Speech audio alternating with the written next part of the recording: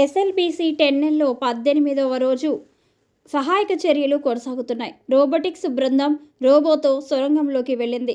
మొదటి షిఫ్టులో 110 మంది rescue team సొరంగంలోకి వెళ్లారు. ఇంకా ఆచూకీ లభించని 7 కోసం గాలిస్తున్నారు.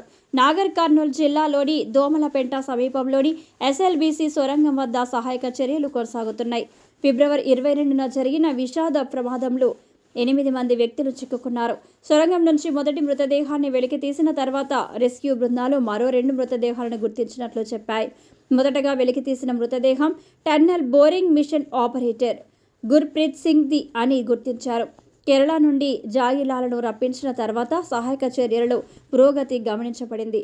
కేరళ పోలీసు విభాగానికి చెందిన ఈ ప్రత్యేకంగా శిక్షణ పొందిన కుక్కలు భూగర్భంలో 15 అడుగుల వరకు ఖననం చేయబడిన మానవ అవశేషాలను గుర్తించగలవని అధికారులు తెలిపారు.